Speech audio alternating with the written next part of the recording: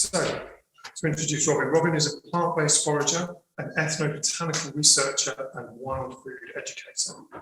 He is author of the best-selling edible and medicinal wild plants of Britain and Ireland. Annie Chapman, who's here and was our weekend event coordinator, mentioned Robin to me several times before we actually met. And when I say meet, it was in a conversation on the phone in a car as I drove across the Connor Pass on Dingle Peninsula in Ireland. So it was quite a wild conversation with weather, and I really enjoyed that. It was great to speak to you. I felt an immediate connection to Robin's passion and strength and belief and feeling in the power of the natural world to heal the deepest of wounds. And we also share a similar raised eyebrow to some of the dogma that can shadow recovery cycles. Yeah. So Robin established his wild food foraging school in 2008, and his foraging courses were recently voted #1 in the country by BBC Country.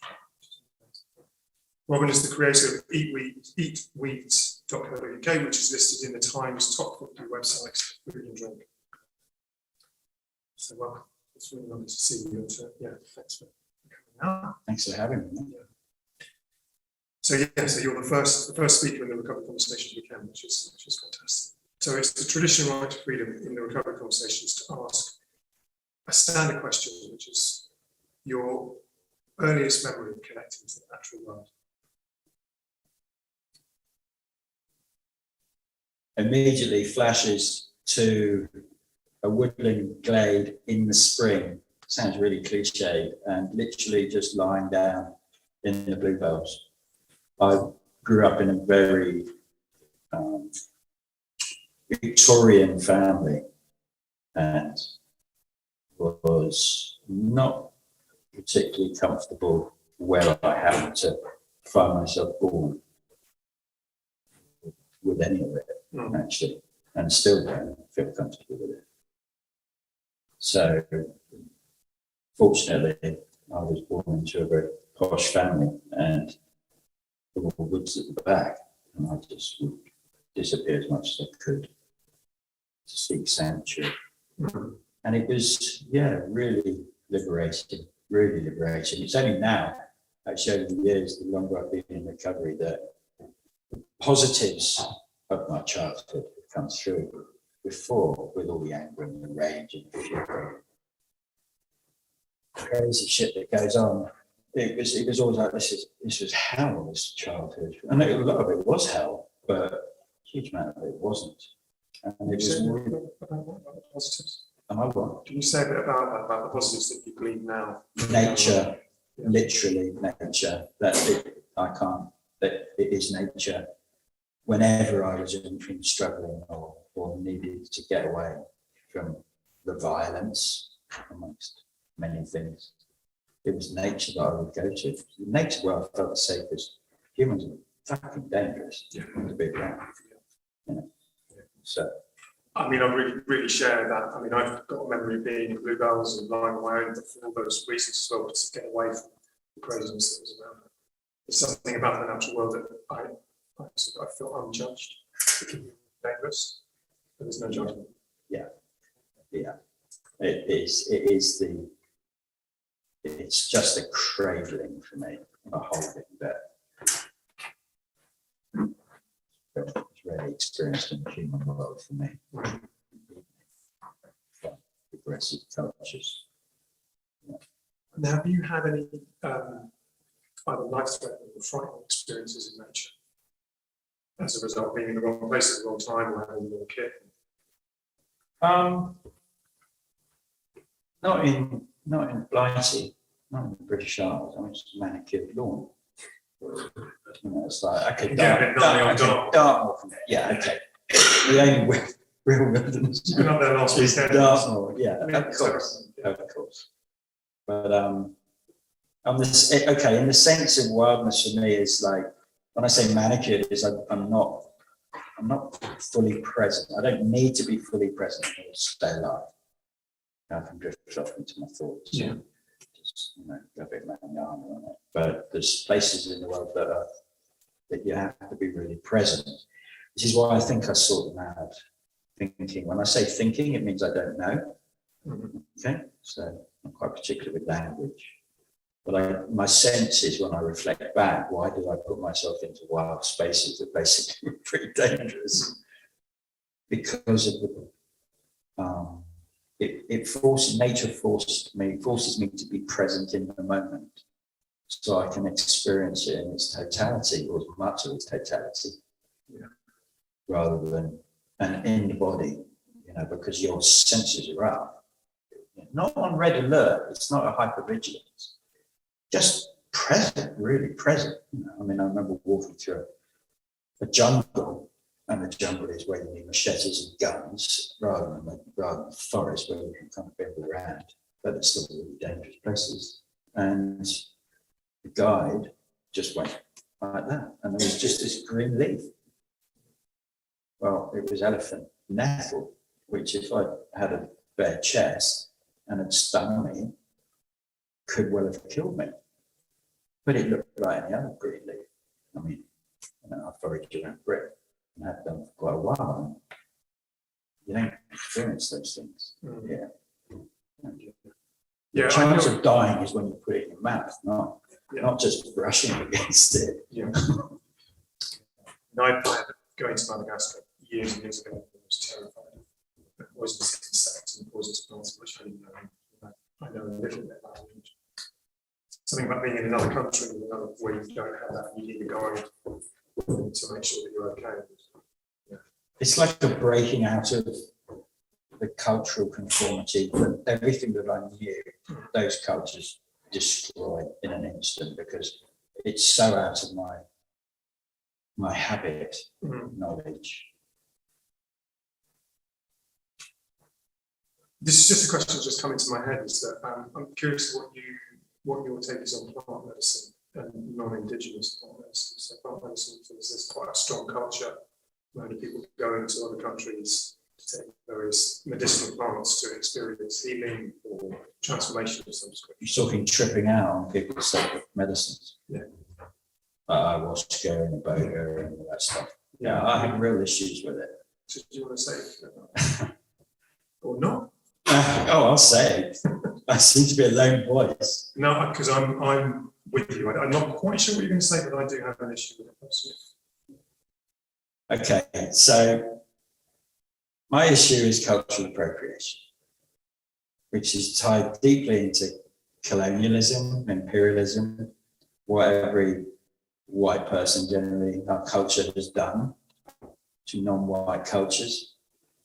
And we kind of go in. We've done it with white sage. I mean, take the New Age, white sage, smudge sticks, traditionally made of white sage.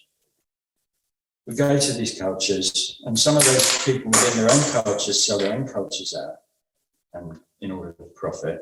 And so white sage is now pretty rare. The indigenous people that I listen to about this are absolutely fucking furious over it. It's not cool. We have it in our men's circle. We have white sage for years, but we're now growing sage here, because you can grow sage. Yeah, we'll just use mugwort, mate. Yeah. It's a smudging plant.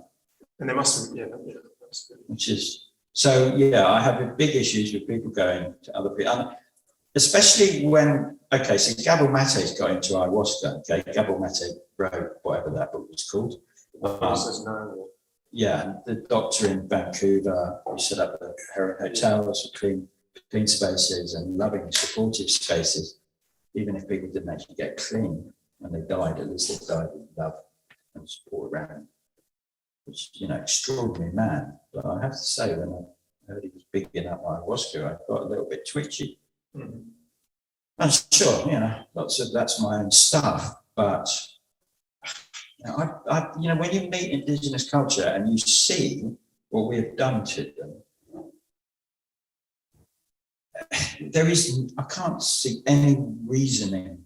I don't know how you rationalize just strip mining and destroying and raping and brutalizing and violating people just so you can get fucking high. Unacceptable.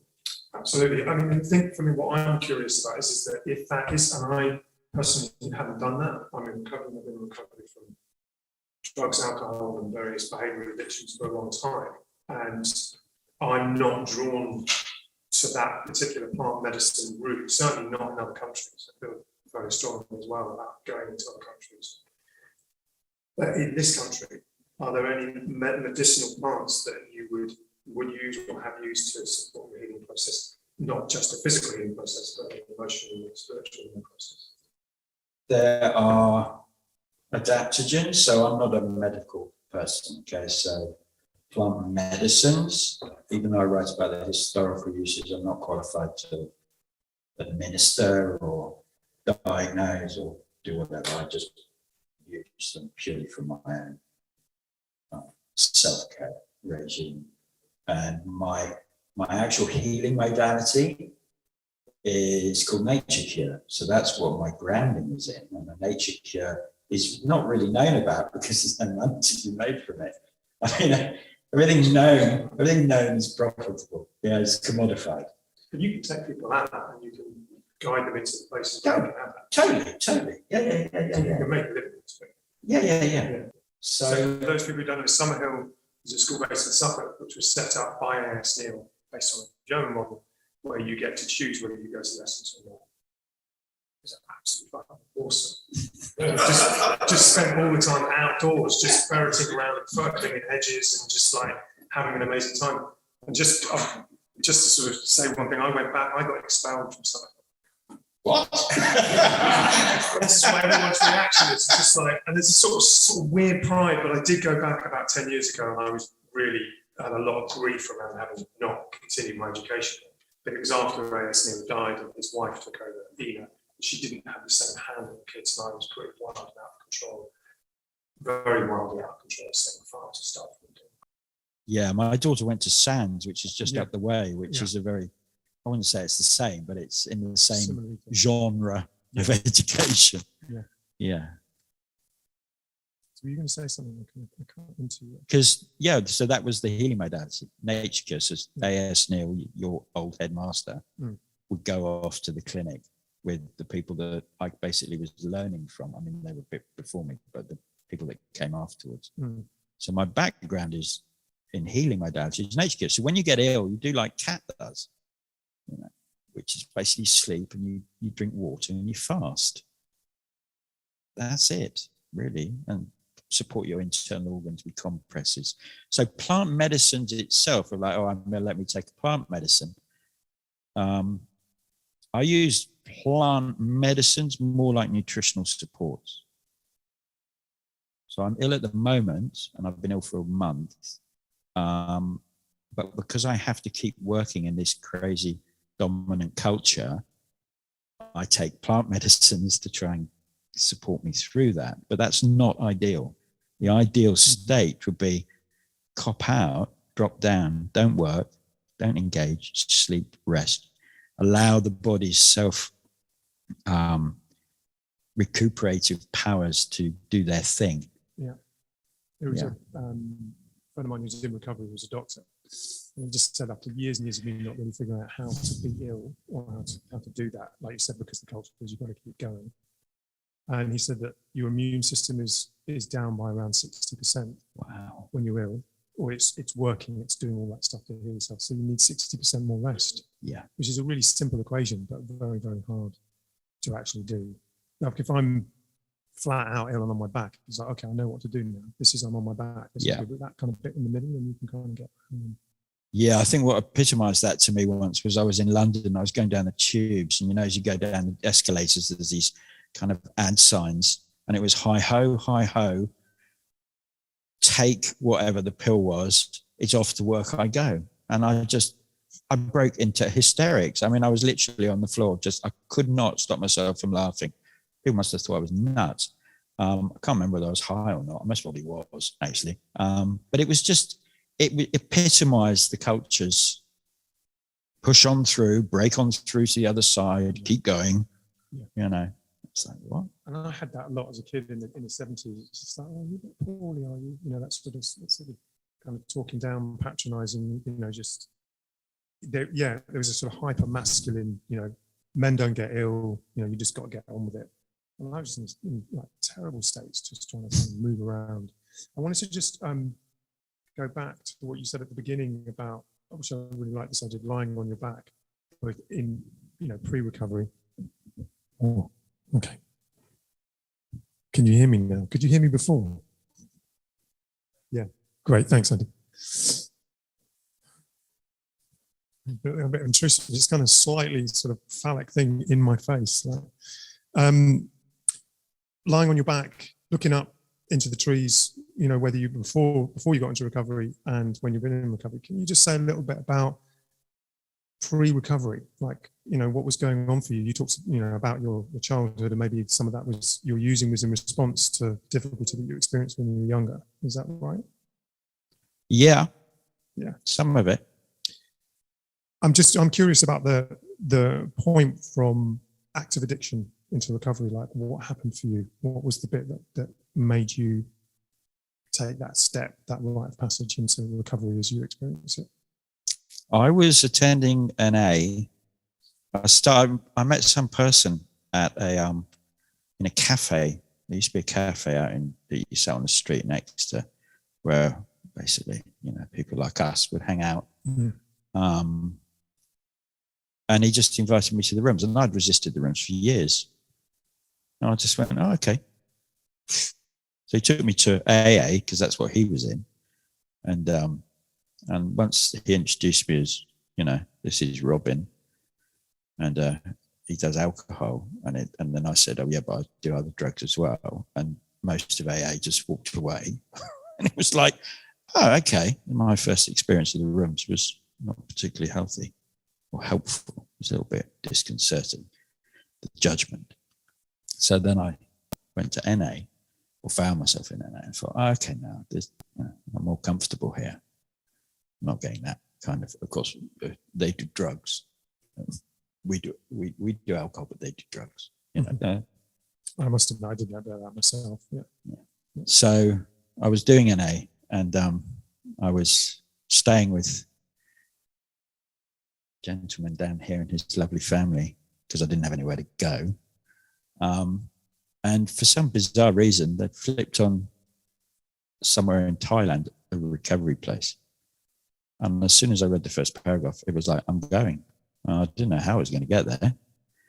And I got there. I still can't remember the journey there. I remember arriving in one of the airports, but I can't actually remember now how I navigated it all. It wasn't like I was high functioning, so I was teaching and I was still making money. So I didn't, money wasn't, it was a problem for me because I didn't have much, but it wasn't a problem. I didn't have to nick in order to get, fund my lifestyle. So I ended up in this recovery community, mindfulness community in Thailand. And didn't look back really. Came back, and mindfulness in that context was, or is, the tool that helps me manage my internal state.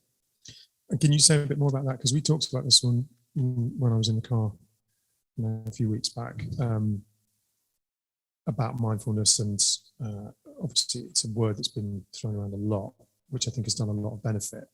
And I think it's sort of, I just want to sort of hear what your take on this, because we were trying to think of another word for it that's not necessarily mindfulness. But. Yeah, so when I was 26, I started training to be a priest, and in an independent liberal Catholic church with an extraordinary bishop. And at that time, I did all the God stuff, Christian God stuff, sky gods.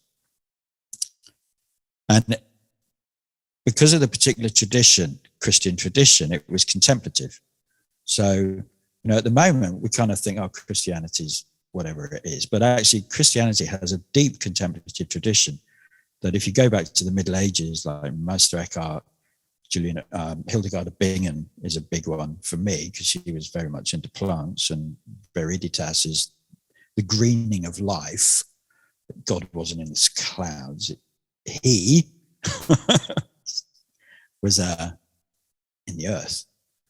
So creation-centered spirituality, that would be called now. So people like Matthew Fox, who pioneered that kind of thinking, and now currently people like Father Richard Raw in America, Center for Contemplative Living, I think it's called, funky Franciscan dude. so contemplative is about awareness. It's awareness practices to be present. So you could look at the centering prayer, I suppose, now, as, I mean, mindfulness is an attention practice to being with my internal state and not reacting, Pavlovian, unbounded. It's, to me, it's cradling it and really feeling into it and holding it. And we have that in the West, but we've ignored it and forgotten it. And people like Richard Rohr in California are trying to bring that tradition back. And but I'm not part of that anymore. I left, you know, I had an experience during the training to be a priest that, I mean, even now I still live with, and I'm still trying to dig deep into, which is the futility of ideology and the futility of belief systems and the dangers of belief systems and ideology. And I think we can see what's happened just this week, the dangers of religious ideology. So mindfulness as a tool is very powerful. But I understand the Buddhists get a little bit, certain Buddhist courses get twitchy that it's been taken, it's now been pushed into corporate. It's been removed, that one little bit has been removed from the context and the culture, which is cultural appropriation. Yeah. So I get that certain quarters of Buddhist communities are really upset over it. And the other thing is that, well, we always do this, grass is always greener. So I would encourage people to, well, what is our traditions here? And if you don't do sky god religions, I don't do sky god religions. What are our traditions here of this land? And what were they? You know, the ones that were kind of either, you know, ripped out or, you know, over time just made invisible. You know, the original earth-based religions or earth-based spirituality, which I think is starting to come back, because sort of certainly what I'm discovering through Right Freedom, there's a real, I think if you don't have any dogma or have any ideology around it, and just as you were saying earlier on, you're going out into the natural world to have a connection, to connect with ourselves and with the people we're with and with the environment. That, for me, that's a really strong form of spiritual connection.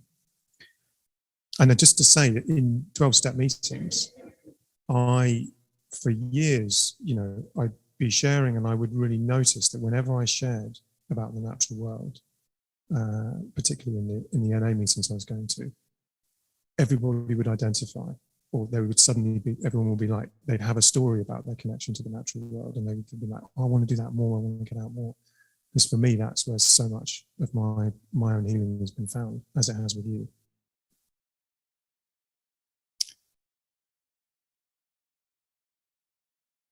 My practice, when people come on my gigs to learn plants, it's kind of bait and switch. It's not done in a dark way, but my intention is to hook people with pesto, wild garlic pesto.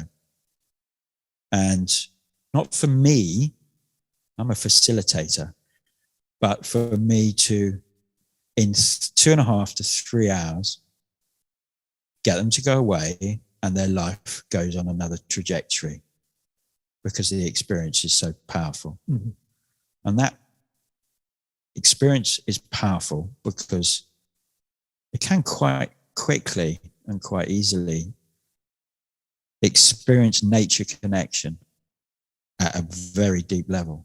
So we have this weird thing in our culture, and it's something, again, I'm trying to reframe through my writing. Ali mentioned about my kind of, I think you call them poems, but they're more lyrical prose. And that I'm not interested in the ideology or the belief. So this comes from a 40-year ago experience, yeah? How can I communicate what I experienced then? How can I put people into that place where either they'll have that experience of connection or they won't have that experience of connection?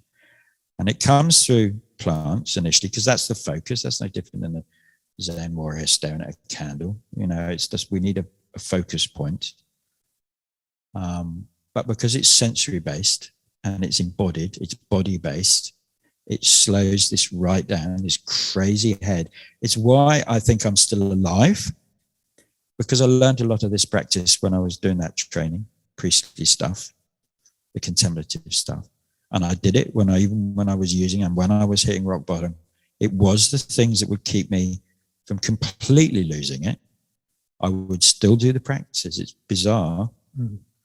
You know, getting nicked by the cops and not losing it with them was really intense breathing practices, even though I was like all over the place in my head. So when we talk nature connection, the word nature, I want to restore connection with nature. I want to connect with nature.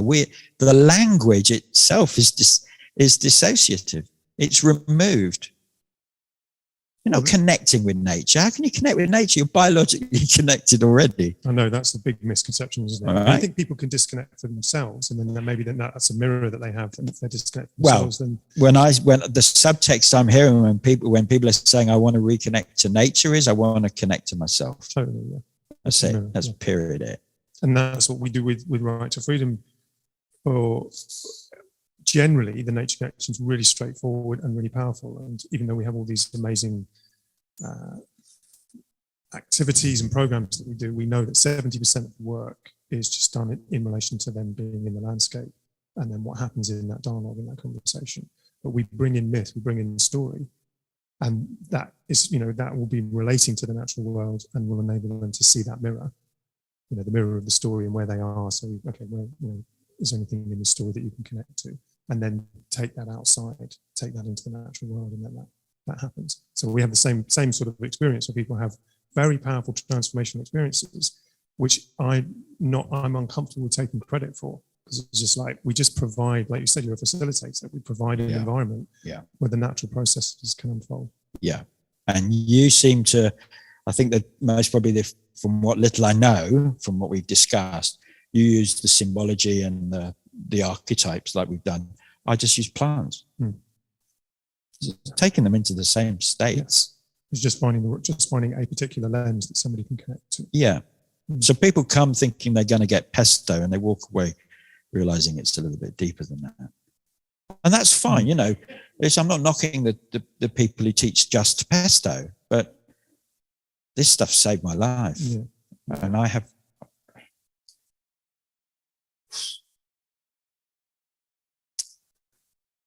have a debt to pay to land for that. I have to teach, even though I don't want to anymore.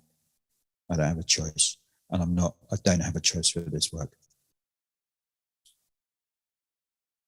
And I think anyone who's really called to it, we're not in charge. We're not in charge. That handing your life over to a higher power. My higher power is the ecosystem.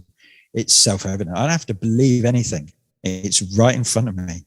The wind, the smells, the feel, the touch, the feelings. They're self-evident. I don't have to believe a damn thing. My higher power is the ecosystem. That's what I struggle with 12-step. This higher power, this invisible thing. That's not invisible. That's right there. And I've found huge support. There's a story that I've told a few times. Within Rite to Freedom, but it's based on a poem called "The Return of the Conversation," and me being in Scotland and it really struggling, having a really difficult time, and just thinking, okay, I'm going to get into some appreciation for what is in my life rather than what isn't, and spoke it to a loch in Scotland, and there was nothing. There was no wind, no movement, nothing at all, and about 30 seconds after I spoke my appreciations, 3 very localized gusts of wind just appeared in the loch and came towards me. And I kind of went, oh my God, this is really cosmic. This is amazing. It's like, maybe this is just a conversation. It's a living being, rather than it being something that's, it is magical in its nature, obviously, but rather than it being this thing, this kind of incredible sort of mystical force. I'm trying to sort of articulate this. Obviously, it is an incredible mystical force, but it's just actually very simple, and it's based on a language that I lost or we have lost, and just finding that language again to have that conversation, to know that it's a living breathing being that knows we're there and relates to us and connects with us. And it's accessible to everybody. Yeah. That's the thing. The culture loves, especially with religion and power and politics. You know, it's like there's these elites, these inner circles, these the secrets that, you know, you've got to go through certain hoops and be part of a certain group to have access to it. I reject all that. The earth is here for me and for us. And it doesn't matter where you've come from or where you find yourself. It will always be there for us, because if it isn't, then we're all fucked, aren't we? You know, and we're taking it to the edge anyway. So yeah. I'm going to open it up.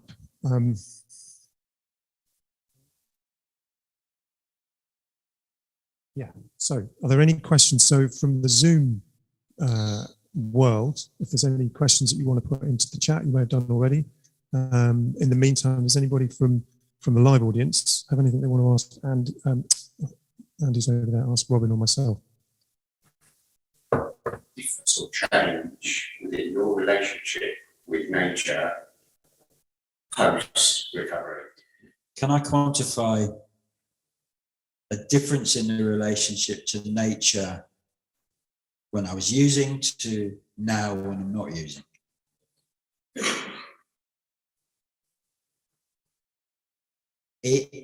The relationship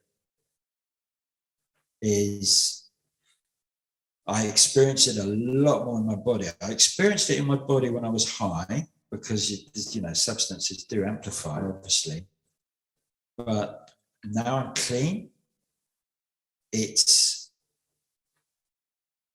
just a deep feeling in my body. It doesn't come through my head, because this is what got me into trouble. And so I tend to ignore it. I mean, it rabbits away like any old monkey does, but it's my body. So when I do my practices with land, my body is the receiver. Yeah, this is translation. It just, yeah, it feels a lot solid, more solid in my body. When I was high, often it would be a little bit more ecstatic, I suppose. Yeah, a bit more sparkly, whereas with recovery, it's not all pretty. By any stretch. We were talking about earlier about this pursuit of everything being okay and being normal, rather than just finding ways to accept what is, and what is often, for me, can be really challenging. Yeah, I mean, what's the Western language for that? And feeling into your shadow, embracing the shadow. I call it warts and all. You know, this is who I'm a human. I'm a fucked up human. Same as any human on planet Earth is fucked up. How can you not be? Just the trauma of being born into the culture we're born in. And yeah, just accepting the warts and all, which means I've got to accept that in others. You know, boy. That's not what's hard. Mirror on the wall. Yeah. There's that serenity prayer, which I've removed the word God from, which is grant me the serenity to accept the things I cannot change, the courage to change the things I can, and the wisdom to know the difference. And there's another one, which is grant me the serenity to accept the people I cannot change, courage to change the people that I can, and the wisdom to know that that person is me. Just leave me alone. Anyone else? Yes, Dave. So let's hear you talk about nature connection as a higher power. And, did you do anything to nurture this conscious contact, or just allow it to happen?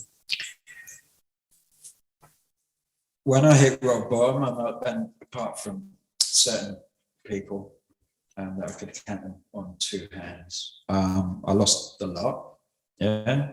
And so my sanctuary was literally, I avoided people, and I would just sit in wild spaces as I could. And for me, it's not necessarily having to actually do anything other than to be present with the senses that are going on.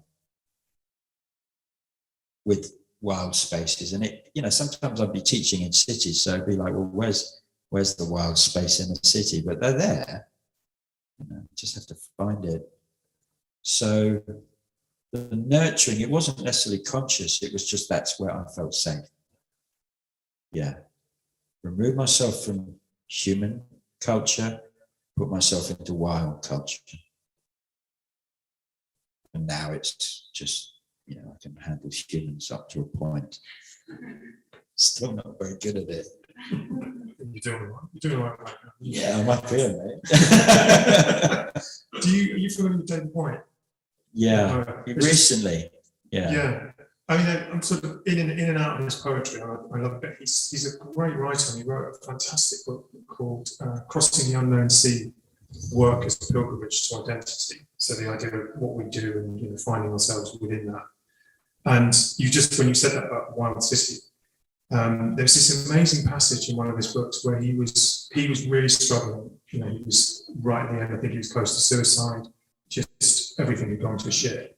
And there was a window box. He was living in this bedstead in London, somewhere in London, and it was pouring rain outside. And there was a window box, and he just, I think he might have was thinking about going out the window. I think that's what he was thinking of doing. And he clocked this window box and just saw the ecosystem within the window box and just got really, really into it. And the whole thing started to open up, and he just started to see life and everything. And from that point, his connection to the wild and the natural world just you know, flowered. It was amazing, really strong image. I'll follow on from that. Did that answer your question? Yes. It did. Okay. So that kind of window box phenomenon, when I teach plants, it's more about seeing clearly, like the ability to see what is right in front of me. And I remember when I was a kid, and anyone kind of my age will most probably remember them, we had pictures that you'd hang on the wall, posters, and they'd just be this haze. But if you tweaked your brain muscle, they pop out 3D, and literally they come to life. So you got that haze, and then it's there. And it reminded me of trekking. I haven't really done much bushcraft, but I did a trekking event, and this guy got me to sit by a bit of mud like this and look at it, and for about an hour, and it was like, what? I can't see a thing. It's just bloody mud. You know, what am I doing here? It's great for dealing with like boredom. And then the more I sunk down into myself, suddenly, like that 3D, that bit of mud just opened up, and it was like, oh my God, how much life is going on here that I hadn't been able to see. So plants are the same thing. For me, that's where a lot of my nature connection comes. If I'm doing just eye-based, but you know, we're 5, 6 sense-based human animal, and the culture just loves just eyes, especially with botany, it's just tick, tick, eyes, forget anything else. So it's dissociated. And it's that same thing. What I love is watching a group of people suddenly clicking and then going, and in they go. And that's it, they're away. I don't need to do anything. And it's really simple. It's really, really simple. It doesn't cost an okay, you've got to pay to come on my gig. But you go away, you don't have to pay anyone for that experience. You just have to do it and practice it and practice it and practice it. And the more you practice it, the more you deepen your relationship and connection. Yeah, it's Yeah, definitely. And then there's the conversation deepens, the dialogue deepens. it's the feelings. You know, for me, it's like the deeper I can feel, the deeper I can heal. And that's a thing I repeat to myself. Yeah, that's a nice phrase. Feelings healing. Yeah, that's great. Have you got anything from the Zoom world? No question? No. The Zoom is quiet. Anyone else? Yes. Just wondering, like you said something about wild pesto. What was it? Experience with wild pesto? No, what I meant by that is it's pretty funky stuff. What I meant by that was that people come to my foraging courses and want to learn about wild pesto. I'm being a bit flippant about it. It's like, how do I make nettle soup or wild garlic pesto? We show them that, but the point is that foraging is a as I've written, is a deep journey into self, if you want it to be, or it can just stay at the level of pesto. And I'm not making that wrong. I'm just saying that if you are here to go a little bit deeper, then we can help you with that. The way that I teach plants will hopefully give you access to that through the sensory practices that I have learned plants from. That originally was a pretty like, am I completely nuts here? And then when I did travel overseas and I watched how certain peoples would engage with plants in their location, forests, jungles, and we were doing the same thing. Which begs the question to me, where did that come from? Where did that teaching practice come from? So we're talking about cultural appropriation and the fact that we've lost our own traditions, but I've, in my waters, I've had a sense that if we sit, part of contemplative practices is shutting up and getting out of our own way and seeing what the empty bowl is filled with. So to me, it's not about trying to go back and becoming a Pict or some Gardnerian pagan ritual. It's about what actually arises within ourselves that expresses nature. So I describe that in the sense of the practices I teach, the sensory practices, which I have to keep saying, you don't need to be part of an inner circle to know this. This is fundamental being a human, primal human, undomesticated human, is that with the practice we sink down out of the head into the body, into our beingness, into our bones, and we become very still. The analogy or the metaphor, I'll never know which one it is that of a lake. So if there's a wind and the surface of the lake is really choppy and a bubble from the bottom of the lake trickles up and breaks the surface, if it's really choppy, it's really, really difficult to discern that bubble breaking the surface. That's the analogy to the crazy head. Yeah? We sink down into the body, so the surface of the pond is still. When the bubble breaks, it's a lot easier to see. Now, what is the bubble? To me, the bubble is inspiration, it's creativity. It's an expression. So my writings, the way my writings, when I write those lyrical things, I'll read one in a minute, shall I? Yeah. They are the bubble. I'm not writing them. When an artist creates, is it the human creating? I mean, we have this word in writing called the muse. I'm interested in that because that to me is an underpinning. That's the expression I get in the world and with nature, even if I'm walking down a city street. I don't know if that answers your question. The question was about pesto. Do you want me to tell you how to make pesto? It's never just about pesto. Yes. What you're saying about sensory practice, I guess, it is like the head that just gets in the way. But then there's emotion as well. Like the emotion just sort of like feel like sort of the head, but it's still in the way of connecting. Just like when you say you're sitting in nature, you just get there, right? I need some sort of dialogue with human beings to connect, and then I like. And yeah, so this idea of having dialogue with human beings and just to connect, that's kind of what we're saying earlier on with the Right to Freedom, is that there are some people who do need to do that. So we want to meet that, and then finding a different, finding that way to connect to nature through a dialogue or through a story or through a poem. Do you think that's the kind of thing a lot of people call God? The muse is the muse possibly God? I don't know that stuff. Does it matter? I'd similar to you. I love language and looking at how use language. So in lots of ways that helps me to think that's the news. Okay.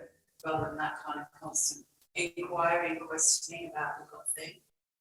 Because I know that's quite a big thing for a lot of people in recovery. Is that's a block. Yeah. The word news is lovely.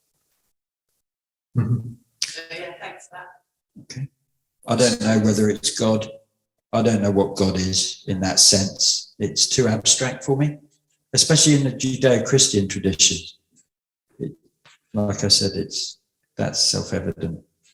And if it's whatever works for you, isn't it? Some people really rock on that kind of Judeo-Christian stuff, and that's absolutely cool. I'm not knocking it. I might have issues with some aspects of it, but you know, it's whatever works and keeps you clean, right? So what's the piece? What have you got on your? Say, Yes, sure. Can I just add something, which I really don't want people to miss about Robin's work, and about the reconnection to the body and to nature? It's something you said to me years ago, and it's about, and you get really passionate about this, and it's like pick the plant up, smell it, touch it, breathe with it, embody, it's almost that embody it, it's part of you. And I always remember going, and it's like get amongst it, it's not separate to us. No. So it's like even when you pick your wild dog or whatever, it's like break it open, get to know it, and really, really put it into a sensory field. And that can evoke memory and difficult memory to some people, because it's like if you smell the smell of glass, it can be feelings are coming, but it can also be feelings of sort of feelings. But it's not being fine with that and being with it, and it's such a blessing for our healing that way. And it's thanks, Rick. I wrote this, I don't know when I wrote this, 2016 or something. It's called Foraging as an Act of Reverence. So hopefully it encapsulates what I'm trying to communicate. I'm trying to communicate anything really. Reverence exists all around. The smile of a child, the kiss of the rain after a long dry spell, the smell of land as she sighs in delight for simply existing, reverence for self and soil. The first meeting point starts with breath. Where we go from there is up to us. With so much darkness spouted over the digital airwaves, so much anger at what is being done to the earth, it is time to notice that when a finger points, 3 point back to ourselves. Anger serves no purpose. As the Buddha says, it simply burns the hand of the one holding the hot coal of anger. To see the trauma of the earth is to see the trauma deep in ourselves. To heal what we have done to the world, we need to start healing self. Forgiving self for all the harshness we may have spoken or thought or acted out. If we protest, we must do so with a kind, loving, open heart. The exact opposite of how we might feel that the injustice is done in the name of progress and civilization. The uncivilized feel, the civilized do not. To feel deeply, intimately, we must first listen deeply, intimately. Listening deeply is the start of creating compassionate relationship. It's how we learn to heal ourselves, our communities. It's how we empower ourselves, each other. Deep listening is not about fixing others. It is about allowing the listening space to be filled with presence and reverence. It is about this moment, right here, right now, however we find ourselves, whatever we feel. Can you be with another's pain and joy? Can you be with yourself? We cannot start this journey without first cultivating honest reflection, not fantasy created by the crazy head, not fanciful theories and explanations, just sitting still, observing and feeling the currents that flow through our bones, our being, not running from that which is within, however hard it is to face, yet face it we must. Face it with kindness. To not face it, to not come to a loving acceptance of our flaws as well as our gifts, means we walk this earth lopsided, pointing fingers at others while running from the shadows of our own soul. Sitting with plants means sitting with self. Breathing with plants means breathing with self. Not running away, not trying to change anything, just clear, honest acceptance of who we are as humans. Without that, we will continue to pollute the earth with the same darkness we have been doing for millennia, ever since we became a static species instead of wanderers, and we gently followed the flow of life, as simple as a child walking hand in hand with a loving parent. We are so young as a species, so full of ourselves and our puffery, that we oftentimes forget the simple, that which makes life exquisite. Stop, breathe, look, observe, touch, smell, and taste the very nectar that exists in each perfect moment. How simple to be human, how easy to forget.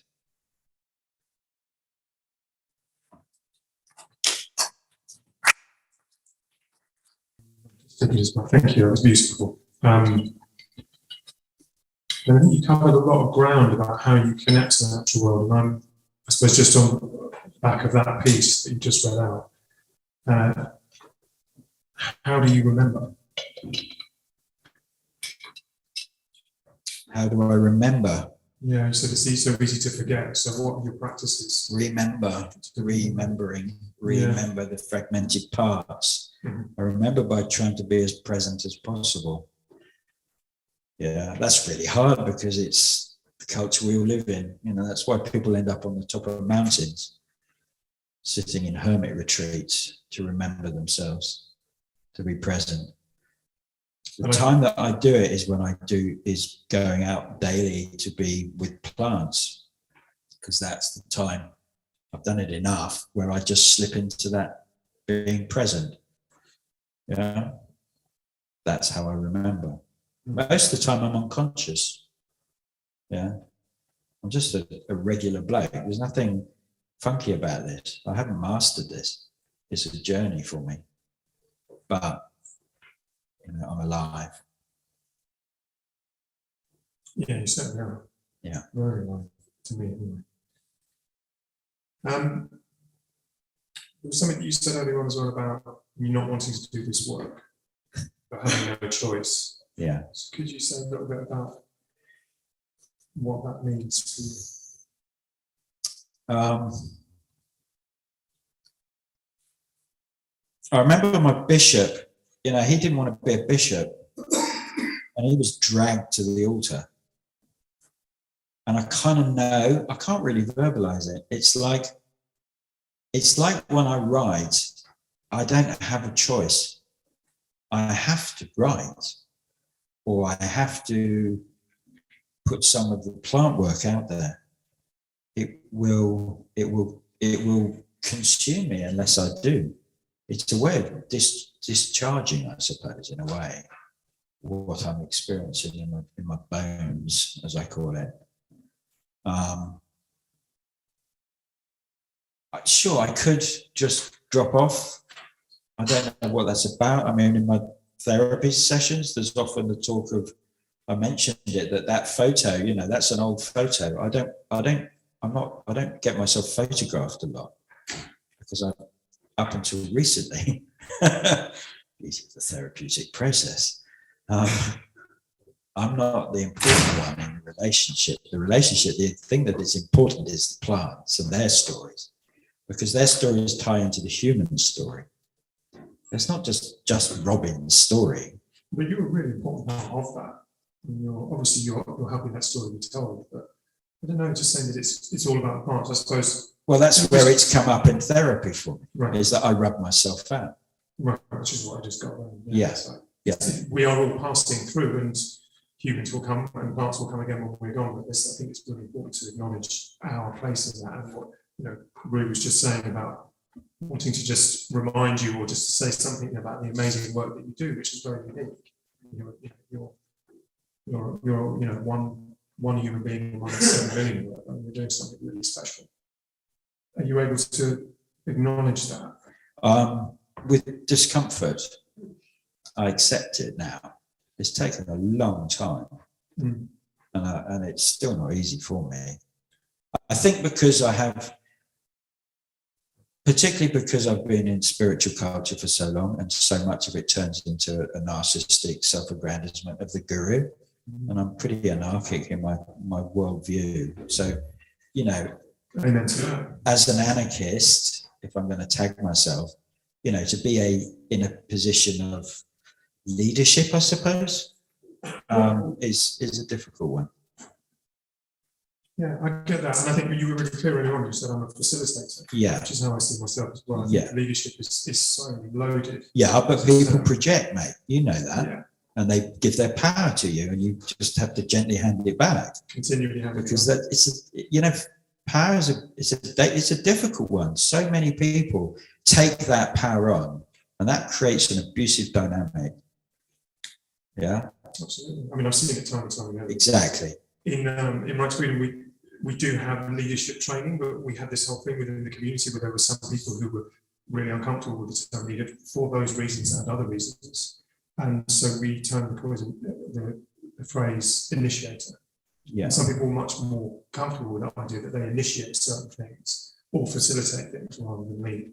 It is a It's a weird one because it does feed back with plants. In researching plants and plant stories, I've had to study a bit pushing the word, look at anthropology. And so one of the things when I've gone to tribal cultures, I've been fascinated as an anarchist. Come on, where's the blueprint for this crazy thinking? Apparently, culture thinks we're nuts. Well, the blueprints within nomadic, and I have to be really clear on this, nomadic hunter-gatherer cultures, not tribal static hunter-gatherer cultures.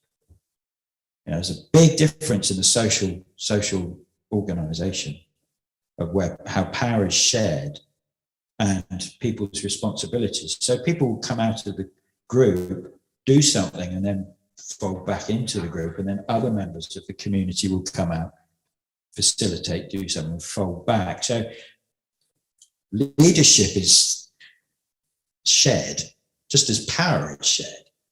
Whereas when you say leader, to me, that's a power over, that's a dominator social construct. I rattle with stuff like that. Have you heard the phrase servant leader?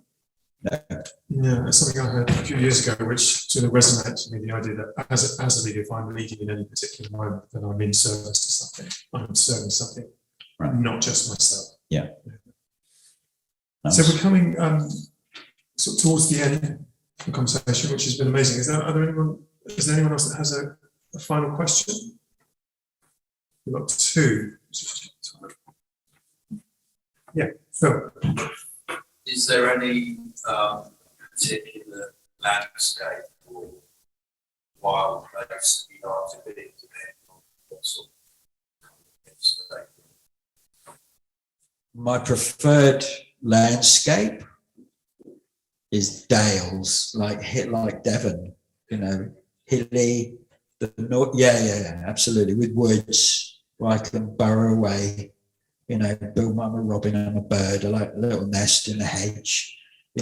I came through Oxfordshire and Stonehenge area, Wiltshire this week, and it was like, whoa, plains people.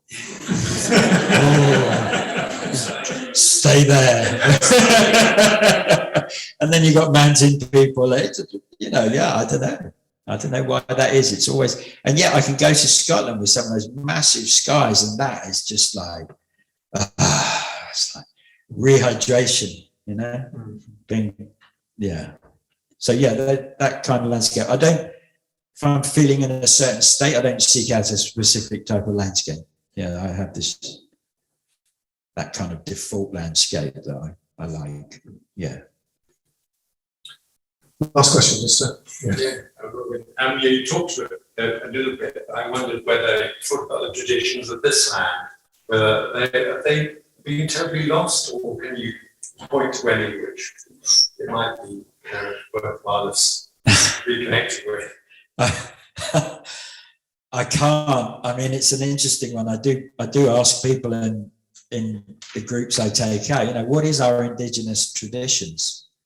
Where are they? And I joke that they died out with the Picts. Picts, not pigs, Picts. Picts, yeah. But then I have a colleague, Sarah, who works at Kew, and she's half Roma. And I've always said that if you want to find the indigenous plant knowledge, specifically this is referring to, you need to be looking at the Roma culture, but they're not going to let you in. And even though she's half Roma, it's taken years for her to finally get a project off the ground where she can go into those cultures and record their plant knowledge, because their elders are dying. And once that's gone, that's gone. That's a big part of the human diversity that, to me, is really important to keep. So I can't say I'm not a pagan in that sense of rituals and workings. It's not my way. So I can't help you on that one. It's a conversation. You can find it out. Yeah, I mean, I do know that there was a horse bone burning ritual up on Dartmoor a few years ago. Do you know about that? No. Oh, yeah. There's the white horse still. It's the white horse for women. Not the horse burner, no? Yeah, lots of dancing and shenanigans. Yeah. Yeah. I heard they did some archaeological geophys around Stonehenge, and they found these huge black charcoal markers quite deep in the ground that were obviously massive bonfires and lots of bones. And then they reckon they found a structure that they think is a huge sweat lodge.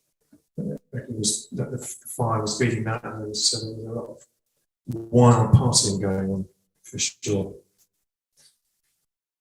Okay, so thank you so much. It's really lovely to meet you. I mean, I've been wanting to meet you for years, and Likewise. we met officially, met officially on stage, and I hope to stay connected and to find out a bit more about your work, to kind of experience it. Great, thank you. So thank you everybody. If we can give this wonderful man